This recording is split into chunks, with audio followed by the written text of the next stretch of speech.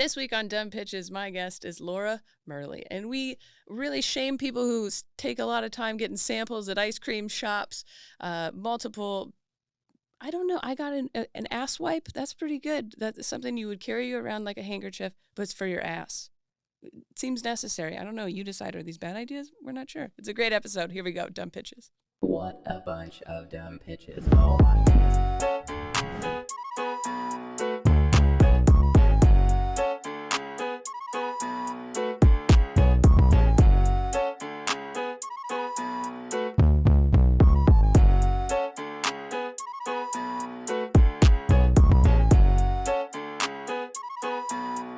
Welcome to another episode of Dumb Pitches with Monica Nevi. I'm Monica Nevi, your host. This is the show where we talk to successful people about their worst idea.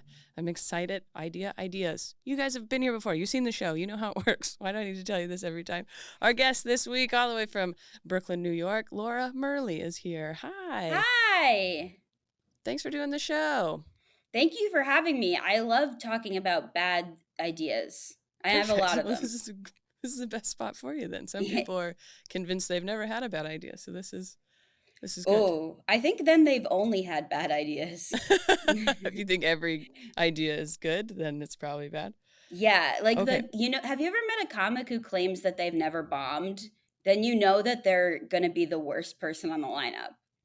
Oh, for sure. And they're like, I guess maybe if you consider you've never bombed, then you've never done well either, because you didn't have anything to compare it to. So they're just bad, but they don't know that it would be a bomb for maybe you or I. Yes.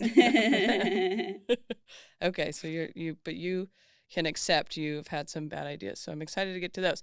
We do want to start though by giving your good ideas, your credits, so everyone doesn't think you've only had terrible ideas. So everyone doesn't hate me. Yeah. Okay. Yeah. You've been doing stand-up for quite a while. You've also done like improv and sketch stuff. You have over 2 million views on TikTok. I'm impressed by that. Thanks. Let's see. You also have written for like The Hard Times, Reductress, McSweeney's. You've been doing lots of stuff. You've had lots of good ideas. And in July, right? In July, you have a stand-up special coming out called. Yes. I'm going to get it right. Belly Slappin Fun. Yeah. Awesome. And if you want to figure out why it's called that, you have to watch it. There you go. That's a good rule. Where did you film it? And like where can people, or where's it coming out on? I filmed it at Flophouse Comedy in Williamsburg, Brooklyn, which is a new theater started by a couple stand-ups. It's a really cool space, like indie and underground. And it's going to be premiering on YouTube on July 18th. It's going to be my first time doing one of those premiere YouTube video things instead of just straight up posting it. So that'll be at 8 p.m. And what a YouTube premiere is, as opposed to just posting it, is it'll be like playing on the link starting at 8 p.m. in live time, and I'll be chatting with people while watching it. So if you want to say nice things to me, if you want to say mean things to me, you can do that. You can bring up the bad ideas if you want. Yeah, if you want to say that this special was actually a bad idea, fine. I'm open to the engagement. That's okay. I did a special in December that was a holiday special, like all Christmas jokes. Oh. And so we did discuss it on this show, whether that in fact was a good idea or a bad idea, which the jury's still out. So it seems like a challenge for sure to come up with all Christmas jokes. It was, yeah. I spent the whole last year really just talking about one thing, or close to just talking about one thing. So I'm happy to not be doing that now. But yeah, we did a whole premiere, and they're active in the comments. So we'll make sure that, I don't know what to call the listeners of this. I don't pitch. They don't have a fun name. I don't know. Yeah. The dummies. That is. We have awards at the end of the year every year where we do kind of a clip show, but it's based on, they get to like choose who their favorites in different categories were, and we call them the dummies. The awards show is the dummies, but they could, dummies chosen by dummies. Yeah, dumb peas. Perfect. Okay, well, I'm excited for your special, but that's not why we're here. We want to hear your bad ideas. So when we kind of sent you the criteria, what did you think of? Well, right off the bat, I sat down, I wrote down a bunch of ideas, and I ran them by my friend Will first, which I do for a lot of things because he's an honest fellow. Okay, And so we can he'll blame Will too if we need yeah. to. So if Okay. these aren't bad enough, blame Will.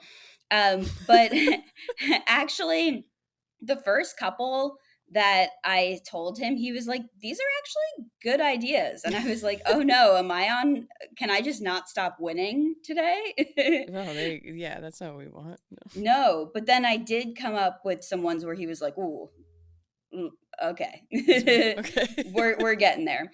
So, the first worst one that I came up with is an ass wipe for when your ass is sweaty in the summertime, and it's like a handkerchief, but you put it in your pants pocket instead of your shirt pocket. And Okay. when you're walking down the street and your ass is feeling a little sweaty, you just pull it out, wipe that ass, put it back in the pocket, and it's to be discreet just in case you have a little issue with some things down there. It comes in brown speckled or brown streaked. I will say, Blake is laughing in the other room, and normally it's hard to hear him, so he's on board. That I Thank mean, you. you're right in that there's going to be some issues. I'm impressed that you had the forethought to think, okay, let's get around that. We'll make it brown already. That's Mm, pretty good. And I would think I'm a visual learner type of person. mm. My first kind of vision is you said you were walking down the street, so having to get in your pants somehow, or it depends on what you're wearing, I guess, but you would I'm have a to. big proponent of stretch pants in general. Okay. So for me, that wouldn't be too much of an issue. I could just stretch them out, push my hand down there, and get business done. That's like when people are working out, they have a towel with them often, so just Hmm. for their faces or whatever, I assume. Um, that's so funny that you pitched this today because I was running this morning and um, I I wear like full butt underwear when I'm running. I don't wear a Hmm. thong or anything that seems Oh, I uncomfortable. So I wear always wear full full butt butt underwear with underwear. spandex, like a compression short underneath, and Hmm. then either shorts or, jogging pants or whatever. So there's like a lot of layers. And sometimes the underwear can get moved over or, not necessarily like a wedgie or anything, but just shifted. And so Mm. I was running and sweating and kind of reached in the back of my pants and moved everything back to where it should be, and then just kind of kept running. And then my first thought was like, I pulled my pants out enough that anybody behind me probably just saw my ass crack, like just while I was running. And it's very white, so I'm sure it would draw attention. It's like a So neon ass maybe that's why I crack thought of sign. it first. Yeah, and then, but because if this catches on though, then maybe people would know that's what's going on. I mean, I think most of us are walking around pretending that it's not uncomfortable in that region in general. Like Hmm. that's most of the time everything's in the wrong spot or sweaty or chafing. I don't know. Oh yeah, been a lot of days where I've had to quickly duck into a little alley or something to fix whatever's going on with my ass. And this is a classy alternative. Yeah, absolutely. This seems you're prepared. Um, you're acknowledging who you are and accepting yourself enough to know, look, my ass sweats or whatever. Hmm. And so I'm going to be prepared to make myself more comfortable. And maybe this is opening doors for other people to maybe accept themselves as well. Yeah, for sure. I like it. Except you and all your crack and holes. I think my other thought wasn't necessarily what you've thought of. Maybe there would be other things than sweat down there. Um, just smells in general. Some people aren't Mm. great at, I have a golf towel on my bag and I use it for a while before I wash it.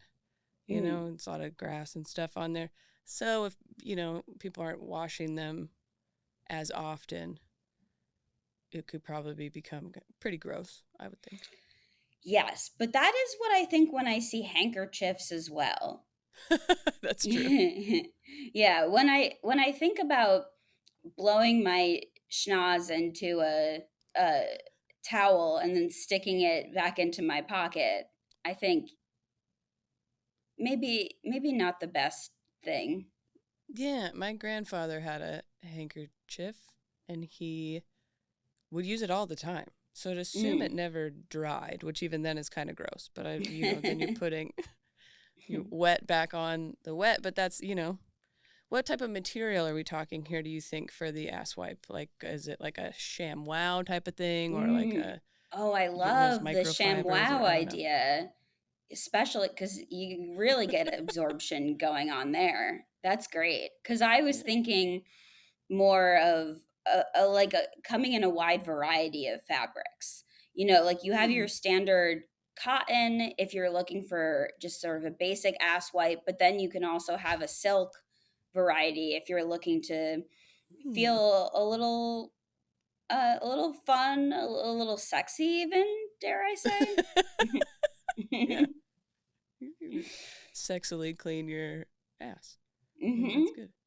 This could be very effective too for, of course, I always kind of go relationship or love or Mm. dating, that kind of thing. I think sometimes you go on a date maybe and it's hotter than you thought, or Mm. your outfit was built to look good and maybe not for comfort or something, and Hmm. things get hotter and grosser in areas than you intended, and sometimes that can keep you from being able to have sex really is what I'm going for. But From maybe the wanting date's someone to going put so their well. face down there. Right. Yeah. Yeah. Exactly. So maybe this Hmm. would be this could be preventative of that, or at least Oh helpful in yeah. that regard. Yeah. I Yeah, feel like for New York, a sure. lot of people do outdoor dates. Is that just what I'm seeing on movies or something? That was definitely happening a lot during COVID. Okay.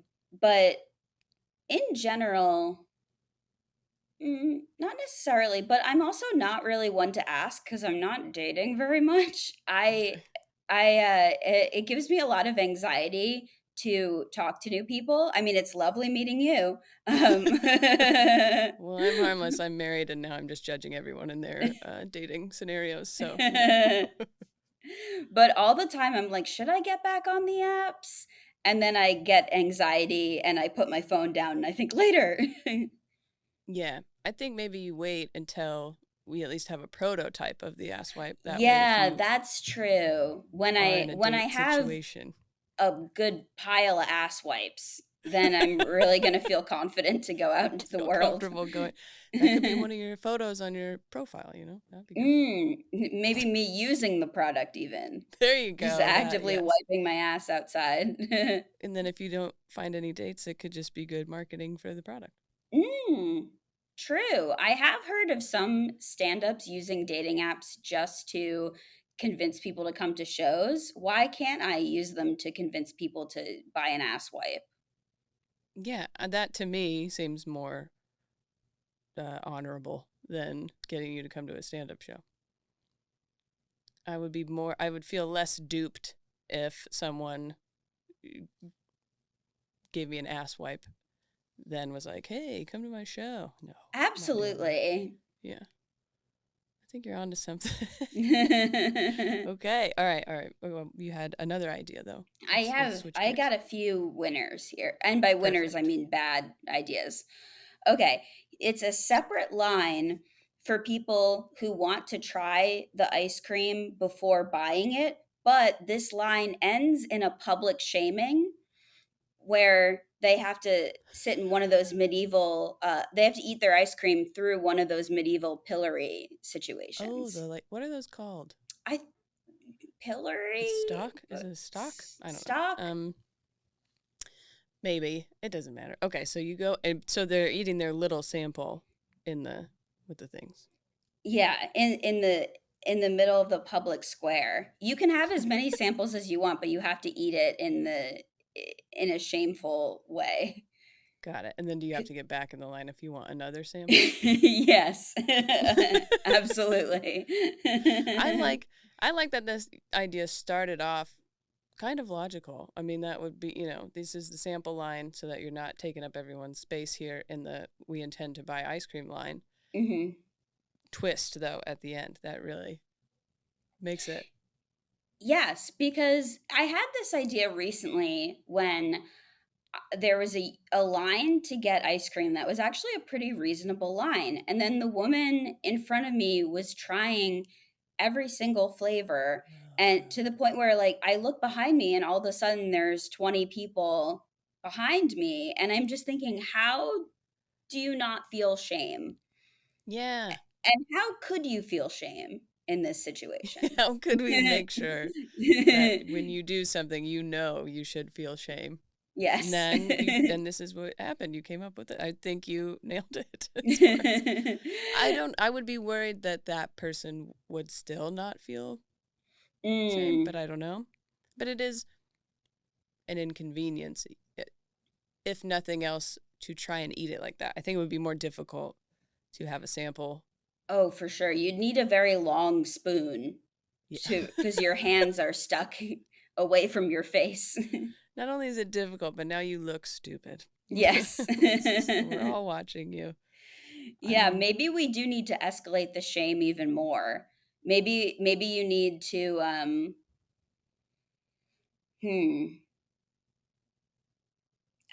have people throw the ice cream into your mouth. Oh, that's fun. Yeah. That could be that could be its own separate, you could purchase at the front, then do you want to throw some samples? Sure, why not?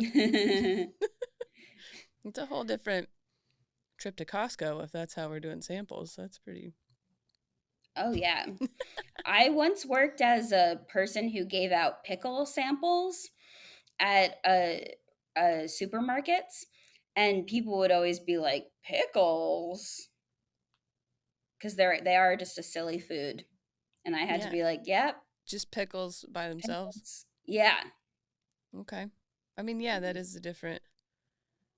I love a pickle, though, so I'd be happy to Thank sample you. it.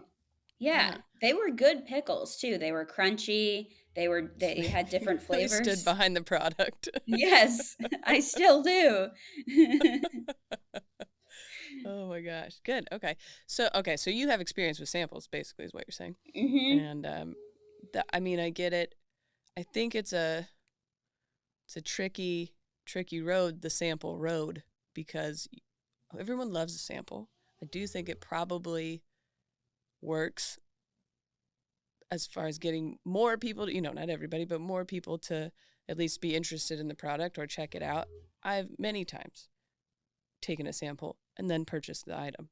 The problem with the ice cream samples is people are, she's getting ice cream anyways, Exactly. You have committed to it.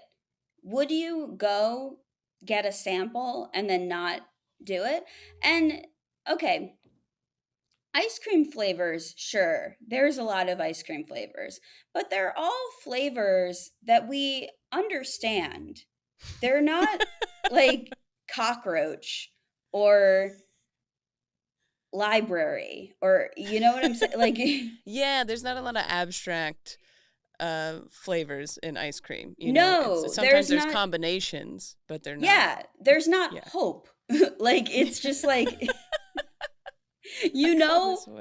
what vanilla versus mint tastes like. Yeah. So what are you doing? Right, and if someone says, "Oh, it's banana chocolate," both of those flavors. You can imagine what they would be like together. You probably don't need to try it. I don't know. Yeah, what are you actually sampling then? I always feel like this. People go get a sample of ice cream and then they try all of it. And I'm like, you're just being greedy at this point. Yes. You're not actually sampling these. If this is a situation where you want to eat ice cream, such as a hot day, other people also want to eat ice cream. That's a great point. So what are you doing? What are you doing? Get out of the way. That's also like, they have those little tiny ones you can get at like a gas station. I love a gas station. Go get a bunch of those or something. I get ice cream parlor type. Sometimes it's made with better stuff, Hmm. or there's, they make their own different flavor. It's a Earl Grey tea or some crap. But you can get ice cream at the store Yeah, all I the also time think too. if you, okay, occasionally there are weird flavors. If you really want a weird flavor, you should have to commit to that choice. You know? Yeah, Like, and don't sample it. well, like you can't do that at restaurants, and I feel like food is even more variable than ice cream is. You can't just That's say, a great "Can I point. have a little bit of the pasta and a little corner of the burger?" You ordered it. That's the choice that you made.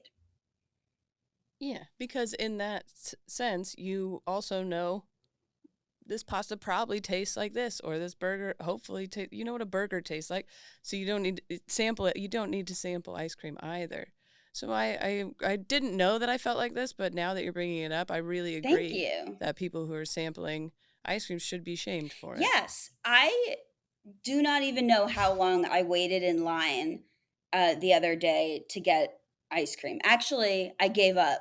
That now I remember. The other day I gave up because this person was just taking, and also there's, I think they call it the paradox of choice. Like when there's too many choices, you're not going to be happy with Mm, whatever you choose. So if you explore too many right, yeah. options, whatever you end up getting, you're probably going to be disappointed in and think about the other things that maybe you should have gotten instead.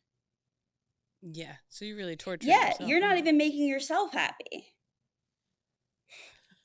You're irritating Yeah. us. You're wasting everyone's time. I'm sure the people behind the counter hate that. Yes. I would hate that. And somebody comes in and, I would yeah, hate. just wants to, you're using up all the little tiny spoons. Ugh. Mhm. Yeah, the spoons are cute, but come on. And I do have to say I'm a little bit biased because I'm the type of person that orders the same thing. I just eat the same few things Mm, over and over again. That's my right. So you're truth. like, I don't get why you need to try different Yeah, stuff. I know what I like. I know if something is the texture that I enjoy. I know if something is a flavor I can handle. Do have I tried new things in my life? On occasion, we'll add another thing to the list. But for the most part, it's like, okay, these are the things I like. I can't really relate to people who are like, let me try all of the things. Yeah. But that's an added complication. I am like, I'll try, well, I do try new stuff, but if the menu's too big, let's do a Cheesecake Factory or Mm, something, if you will. I will go back and forth between stuff forever and then get something I probably wanted at first mm. anyways, or that I've had a lot of times. So the amount of options isn't necessarily helpful. So then sampling more wouldn't necessarily help you narrow it down. Anyway, look at the board, see what you Yeah, want. You can always come back. Or exactly. it's ice cream, you get a scoop of each or whatever. That's so true. You can get a scoop of each. So why hold up everybody else? We've got busy lives. We've got things to do. We're trying to eat our ice cream on the go. I gotta get back to work. Yeah. I gotta take The this ice cream to get back to work. teenager behind the And counter you is get, getting paid minimum wage and they're just like working so hard on your order. yeah, and they don't Yeah. care. So that's good. I'm feeling there's a place near our home, kind of by the water, that is very Mm. popular. It's always got like a huge line out the door, and there's like the roped off line because it's so long. So if that they do samples, but I do think they have one of those signs that's like you can only try two or Mm. something. Which so obviously this is an issue that they're aware of. Mhm. But it's a very nice area and kind of has, like you're saying, like a square, but like a middle part in between the shops as you leave. And so then if someone was in the stocks there, it would be a nice, like you could sit and enjoy shaming the sample Yeah, people. and at least The You sampler. know, it might make the line even slower, but at least it would be theatrical. At You sound so least good there'd be before. something to look at. Yeah. At least there's something to look at, and it's like a family event at that point. Yes. It feels like. Just like it was in the medieval times. I'm sure that's how you ate ice cream then. Let's bring it back. Let's reconnect. And there's not enough shame, I think, right now. So that's, I think you're onto something. I enjoyed both of these ideas, to Oh, be thank honest. you. Well, and I bought it and you got me to buy it, and we'll see. Feel free to comment how you feel about it, and if you would enjoy your ice cream. Actually, if it really is a pet peeve of yours too, when people sample a bunch, I would like to hear that, because I hadn't really thought about it. It seems like obviously you had thought about it prior to now, but I'm wondering how many other people feel similarly Yeah, I don't know. as far as it.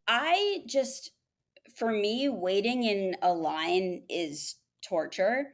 I'm not a good line waiter. It makes me anxious. It there's nothing to do. I don't even like looking at my phone while I'm standing. Sure. So it's just like, why are we going to draw out waiting in a line? I think that's a great point, and this was a good use of your time, probably waiting in a line. So to come up with this idea, I think it's pretty good. Okay, well, why don't you tell everybody where they can follow you, and tell them about the special again, so they can be prepared for the premiere. Yes. So you can find me on Instagram or TikTok at passive abrasive. No, that doesn't really mean anything. It's just a funny sounding phrase. Or on YouTube, where the special is going to premiere, youtube.com/Laura Merli comedy. That's Laura and then Merli comedy. And the special will be there on youtube.com/Laura Merli comedy July 18th at 8 p.m. Heck yeah, easy. Okay, passive abrasive and Laura Merli Yeah. comedy. That's easy to do. And we'll put a link in the show description here to the YouTube channel, so you guys can go over and be a part of that. Because if you're watching on YouTube right now, you can subscribe and all that stuff. We also have YouTube memberships if you want to join, get these episodes early. If you're listening, it'll be in the show notes too. You can go from one app to another. That's okay. It's allowed. Perfect. Thank you so much for being here. Thank you for watching. Right now, you can just keep watching Dumb Pitches.